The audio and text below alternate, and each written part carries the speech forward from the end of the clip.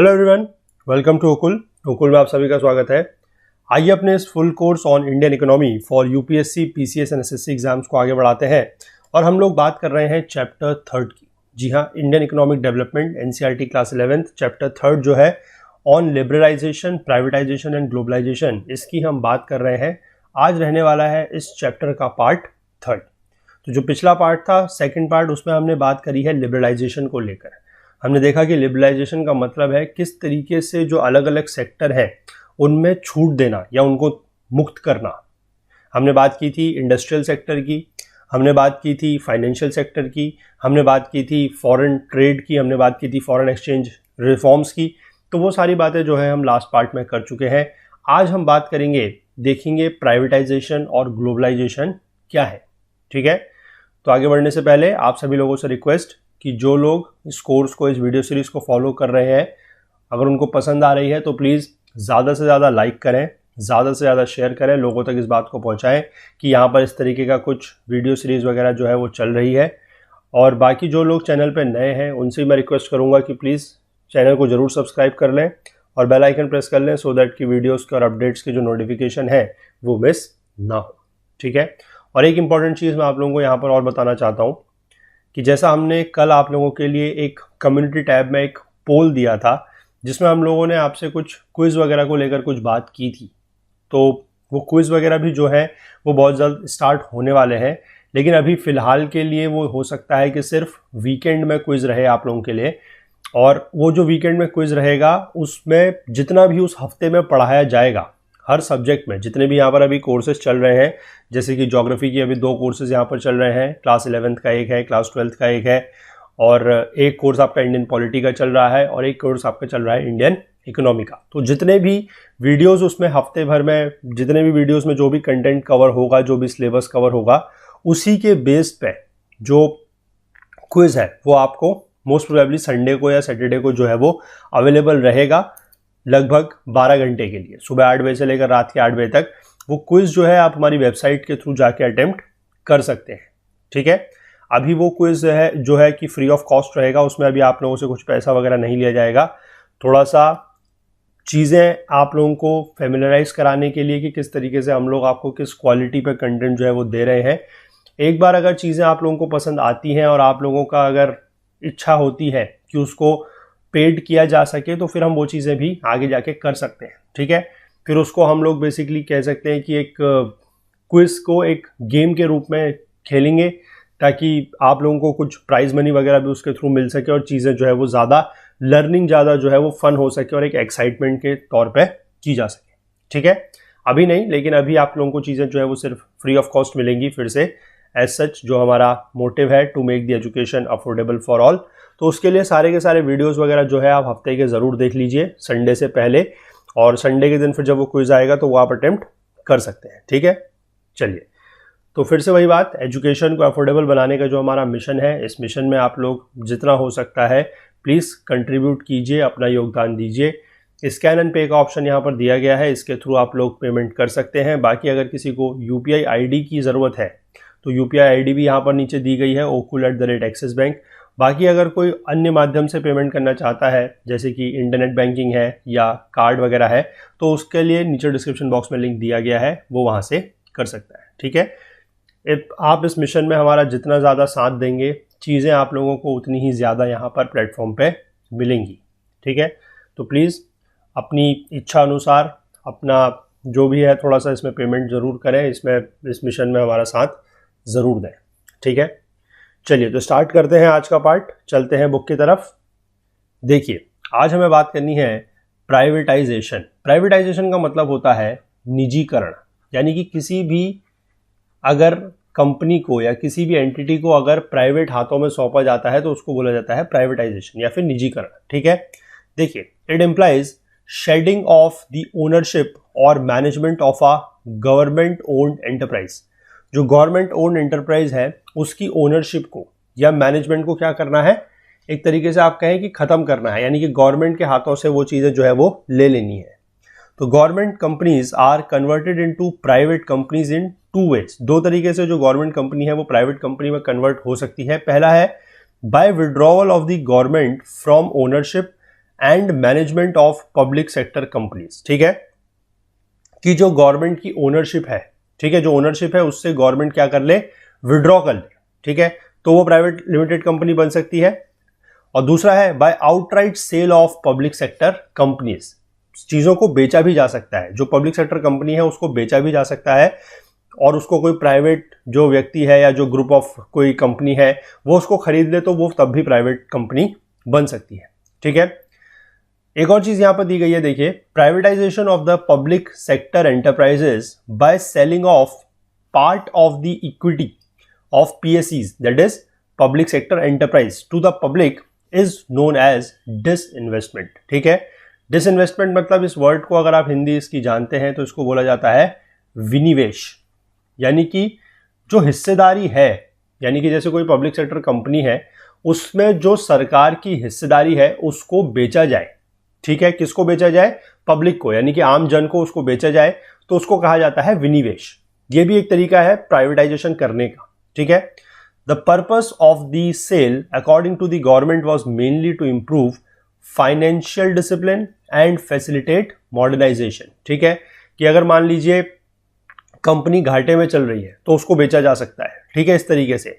और दूसरा क्या फायदा होगा, सरकार का जो मानना है कि इससे मॉडर्नाइजेशन की भी सुविधा जो है वो बढ़ेगी, क्योंकि प्राइवेट कंपनीज क्या होती हैं कि उनके पास टेक्नोलॉजी थोड़ा ज़्यादा रहती है तो वो उसका यूज़ करके उसमें मॉडर्नाइजेशन का यूज़ कर सकती है। ठीक है, it is also envisaged that private capital and managerial capabilities could be effectively utilised to improve the performance of the PSUs. ठीक है, तो ये भी माना गया है, ये भी परिकल्पना की गई है कि जो प्राइवेट कैपिटल है, यानी कि जो प्राइवेट उस पर पैसा लगाएंगे, ठीक है, जो निजी उसमें पूंजी लगेगी वो, और जो मैनेजेरियल कैपेबिलिटीज है, ठीक है, जो प्राइवेट की जो मैनेजेरियल कैपेबिलिटीज है उससे क्या है कि जो परफॉर्मेंस है पीएसयूज की वो भी क्या हो जाएगी, सुधर जाएगी या फिर इंप्रूव हो जाएगी। ठीक है, तो इसीलिए बेसिकली उसका जो डिसइन्वेस्टमेंट है वो किया जाता है। ठीक, चलिए आगे देखिए, the government envisaged that privatisation could provide a strong impetus to the inflow of FDI. ठीक है, गवर्नमेंट ने यह भी माना है कि जो प्राइवेटाइजेशन है उससे क्या होगा कि एफडीआई यानी कि फॉरेन डायरेक्ट इन्वेस्टमेंट को इम्पेटस मिलेगा, या उसको आप कह सकते हैं कि बढ़ावा मिलेगा या प्रेरणा मिलेगी। ठीक है, ऐसा क्यों होगा, ऐसा इसलिए होगा क्योंकि अगर कंपनी को प्राइवेटाइज किया जाता है तो उसमें हम देख रहे हैं कि क्या है कि उसकी जो फाइनेंशियल स्टेटस है वो सुधर जाएगा, मॉडर्नाइजेशन वगैरह होगा, अच्छी टेक्नोलॉजी का यूज होगा, तो जो बाहर ही पावर्स हैं, मतलब आप कह सकते हैं जो फॉरेन इन्वेस्टर्स हैं, उनका बेसिकली क्या होगा कि उस कंपनी के तरफ को इंटरेस्ट जो है वो बढ़ेगा, रुझान जो है वो बढ़ेगा, और वो उस पर पैसा इन्वेस्ट करने को तैयार हो सकते हैं। ठीक है, तो ये एक फायदा है कि प्राइवेटाइजेशन से कंपनी का जो कंपनी के ऊपर जो बाहर ही पैसा लग सकता है, that is your foreign investment जो लग सकता है वो बढ़ा जा सकता है। ठीक है, चलिए आगे देखिए, The government has also made attempts to improve the efficiency of PSUs by giving them autonomy in taking managerial decisions। ठीक है, गवर्नमेंट ने ये अटेम्प्ट किया है कि PSUs की जो एफिशिएंसी है उसको बढ़ाया जा सके, और कैसे बढ़ाया जा सके, उनको ऑटोनॉमी दी जाए इन टेकिंग मैनेजेरियल डिसीजंस। तो इसके लिए बेसिकली क्या है कि PSUs को क्लासिफाई किया गया है as Maharatna, Navratna and mini Ratna. ठीक है, ये जो पिछला यहाँ पर एक पिछले पेज में एक बॉक्स दिया गया है, यहाँ पर आपको इन कंपनीज के बारे में दिया गया है कि क्या होती है महारत्न, क्या होते हैं नवरत्न और क्या है मिनी रत्न। ठीक है, इसको आप थोड़ा सा यहाँ से जो है वो पढ़ लीजिएगा। ठीक है, इसमें ऐसा कुछ समझाने के लिए है नहीं, थोड़ा सा आप यहाँ पर पढ़ लीजिएगा। ध्यान रखिएगा कि महारत्न जो है वो सबसे ज़्यादा लेवल होता है, मतलब टॉप लेवल होता है। सेकेंड पे आता है नवरत्न और फिर आता है मिनी रत्न, और मिनी रत्न में भी क्लास 1 एंड क्लास 2 दो तरीके के होते हैं। ठीक है, ये आप यहाँ से थोड़ा सा पढ़ लीजिएगा। चलिए आगे बढ़ते हैं, उसमें समझाने के लिए ऐसा कुछ है नहीं। ठीक, चलिए देखिए आगे देखते हैं ग्लोबलाइजेशन। हमने बात की थी कि लिबरलाइजेशन और प्राइवेटाइजेशन जो है दे वर योर पॉलिसी स्ट्रेटेजीज। ठीक है, और ग्लोबलाइजेशन जो है वो उनका क्या है, एक आउटकम है। ठीक है, ग्लोबलाइजेशन अगर आप हिंदी में इसका वर्ड जानते हैं, इसको बोला जाता है वैश्वीकरण। ठीक है, इसको बोला जाता है वैश्वीकरण। देखिए क्या होता है, although globalisation is generally understood to mean integration of the economy of the country with the world economy, it is a complex phenomena. यहां पर यह लिखा गया है कि जनरली ये माना जाता है आमतौर पर कि वैश्वीकरण या ग्लोबलाइजेशन का मतलब यह है कि किसी भी देश की इकोनॉमी को, उसकी अर्थव्यवस्था को वर्ल्ड की इकोनॉमी या फिर विश्व की अर्थव्यवस्था के साथ जोड़ना, इंटीग्रेट करना, that is thought as globalisation. लेकिन ये थोड़ा सा कॉम्प्लेक्स फिनोमेना है, इसमें देखते हैं क्या है। देखिए, it is an outcome of the set of various policies that are aimed at transforming the world towards greater interdependence and integration. ठीक है, तो इसमें क्या है कि जो पूरा का पूरा विश्व है दैट विल बी इंटरडिपेंडेंट, यानी कि सारी की सारी कंट्रीज जो है that will be dependent on each other. ठीक है, इंटीग्रेशन भी होगा और इंटरडिपेंडेंस भी होगा।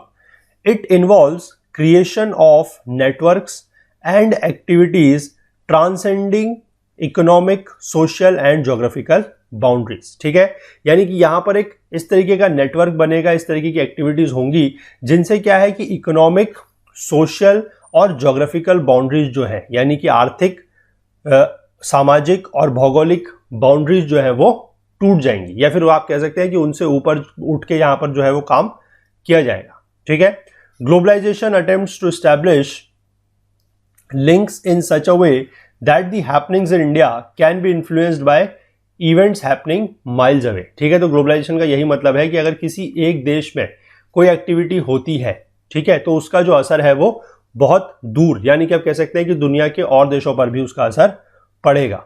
ठीक है, it is turning the world into one whole or creating a borderless world, यानी कि इसका मतलब क्या है कि इससे क्या होगा कि पूरा का पूरा जो विश्व है वो एक बन सकता है, कहा जाए तो अगर, या फिर आप कह सकते हैं कि बॉर्डरलेस वर्ल्ड बन सकता है, यानी कि जिनके बीच में बॉर्डर है ही नहीं। क्योंकि उससे यही बात है कि एक जगह से दूसरी जगह के अगर एक्टिविटीज पर अगर फर्क पड़ रहा है तो आप कह सकते हैं कि it is kind of a creation of a borderless world. ठीक है, इसी में देखिए एक इंपॉर्टेंट कंसेप्ट है दैट इज आउटसोर्सिंग। ये क्या होता है, देखिए this is one of the important outcomes of globalisation process. ये एक वैश्वीकरण की जो प्रक्रिया है, ग्लोबलाइजेशन की जो प्रोसेस है, उसका इंपॉर्टेंट आउटकम है। ध्यान रखिएगा, आउटकम है ये। ठीक है, in outsourcing a company hires regular service from external sources, mostly from other countries, which was previously provided internally or from within the country, like legal advice, computer service, advertisement, security, each provided by respective departments of the company. तो basically outsourcing का मतलब क्या है, इसको आप बड़े simple शब्दों में समझिए कि पहले मान लीजिए कंपनी को 10 काम करने होते हैं। ठीक है, मान लीजिए कंपनी के पास 10 काम है, जैसे कि यहां पर दिया गया है एज एन एग्जांपल कि लीगल एडवाइस का काम है, कंप्यूटर सर्विस का काम है, एडवर्टाइजमेंट का काम है, सिक्योरिटी का काम है, साथ ही आपका मैनेजमेंट का काम है। ये सारे के सारे काम जो है कंपनी ने करने हैं, किसी भी कंपनी ने। अब वो क्या है कि उन 10 में से मान लीजिए वो 8 काम खुद कर रही है और 2 काम उसने किसी और को दे दिए। ठीक है, किसी उसने एक्सटर्नल एजेंसी को या किसी दूसरे प्राइवेट पार्टनर को, किसी को भी दे दिए, तो that is known as outsourcing. यानी कि आप अपना काम जब किसी और के थ्रू करवा रहे हैं, ठीक है, किसी एक्सटर्नल सोर्स के थ्रू, ये ध्यान रखिएगा, ये वर्ड इंपॉर्टेंट है, एक्सटर्नल सोर्स। ठीक है, यानी कि किसी और दूसरी कंपनी से या किसी दूसरी बॉडी से, किसी दूसरी एंटिटी से, तो उसको बोला जाएगा आउटसोर्सिंग। ठीक है, ये चीज आप समझ गए। देखिए आगे देखिए, as a form of economic activity outsourcing has intensified in recent times because of the growth of fast modes of communication, particularly the growth of information technology. तो आज की डेट में जो आपके मोड्स ऑफ कम्युनिकेशन तेज हुए हैं, fast modes of communication हुए हैं, और दूसरा जो आपका टेक्नोलॉजी में इंप्रूवमेंट हुआ है, सुधार हुआ है, specially in the information technology. ठीक है, तो उसकी वजह से बेसिकली क्या हुआ है कि जो ये ट्रेंड है ऑफ आउटसोर्सिंग ये बड़ा है। Many of the services such as voice based business processes, popularly known as BPO or call centres, record keeping, accountancy, banking services, music recording, film editing, book transcription, clinical advice और even teaching are being outsourced by companies in developed countries to India. ये सारे के सारे काम जो है वो outsource किए जा रहे हैं by the developed countries to India, यानी कि इंडिया को ये सारे के सारे काम आप एक तरीके से कह सकते हैं कि एज एन आउटसोर्स मिल रहे हैं। ठीक है, with the help of modern telecommunication links including the internet, the text, voice and visual data in respect of these services is digitized and transmitted in real time over continents and national boundaries. ठीक है, तो modern telecommunication के जो आपके माध्यम हैं, जैसे कि क्या है, इंटरनेट है, टेक्स्ट है, वॉइस एंड विजुअल डेटा है, तो उसमें क्या है कि ये जो चीज़ें हैं, जो ये सर्विसेज है, इनको डिजिटाइज किया गया, यानी कि डिजिटल किया गया है, और इनको ट्रांसमिट किया जाता है in real time over continents and national boundaries, यानी कि बहुत दूर दूर दूसरे देशों में या आप कह सकते हैं कि दूसरे कॉन्टिनेंट में इन सर्विसेज को पहुंचाया जाता है, ट्रांसमिट किया जाता है। ठीक है, आगे देखिए, most multinational corporations and even small companies are outsourcing their services to India where they can be availed at a cheaper cost with reasonable degree of skill and accuracy. ठीक है, क्योंकि हमें इंडिया में के बारे में एक चीज ये अच्छे से पता है कि इंडिया में जो लेबर है या आप कह सकते हैं जो वर्कफोर्स है वो चीपली अवेलेबल है as compare to the other developed countries. ठीक है, तो इसलिए जो ये काम है वो इंडिया को मिल जाता है। और दूसरी बात ये भी है कि यहाँ पर जो स्किल है और जो एक्यूरेसी है वो थोड़ा सा अच्छी है।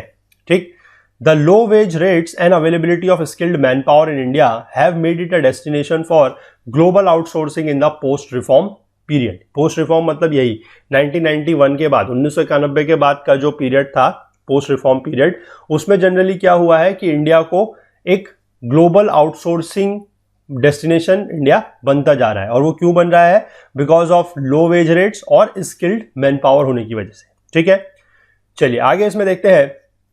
इसी से रिलेटेड, ग्लोबलाइजेशन से रिलेटेड है वर्ल्ड ट्रेड ऑर्गेनाइजेशन।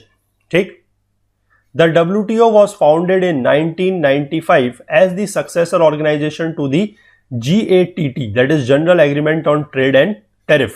ठीक, GATT जो है वो एस्टेब्लिश हुआ था 1948 में with 23 countries as the global trade organisation to administer the multilateral trade agreements by providing equal opportunities to all countries in the international market for trading purposes. तो basically इसका use, जो इसका पर्पस था GATT का, ठीक है, general agreement on trade and tariff, वो ये था कि जितने भी सारे देश हैं, सारे के सारे देश को जब वो इंटरनेशनल मार्केट में ट्रेड करते हैं तो उनको बराबर के मौके जो है वो मिलने चाहिए। इसके लिए ये ऑर्गेनाइजेशन बना था।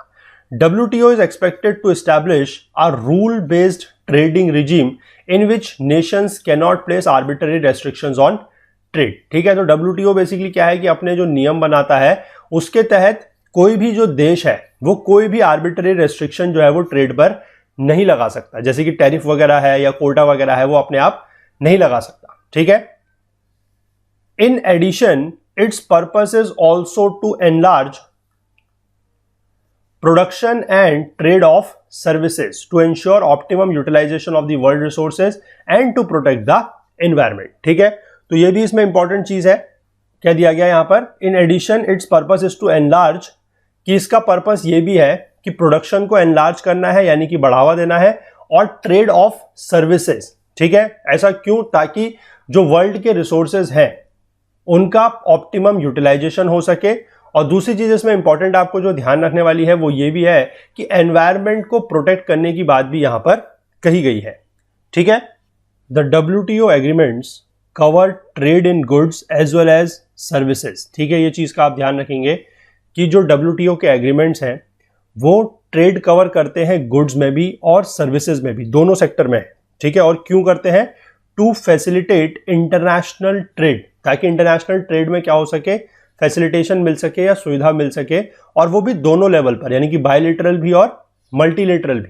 ठीक है, बायलेटरल मतलब जो दो देशों के बीच में ट्रेड होता है उसमें, या मल्टीलेटरल का मतलब है जो दो से ज्यादा देशों के बीच में ट्रेड होता है उसमें। और वो कैसे? Through removal of tariff as well as non tariff barriers and providing greater market access to all member countries. ठीक है, टैरिफ बैरियर्स क्या है ये हमने बात की थी, जो टैरिफ वगैरह लगाया जाता है। ठीक है, जिसमें क्या है कि जो इंपोर्ट टैक्स वगैरह बढ़ा दिया जाता है, दैट इज टैरिफ।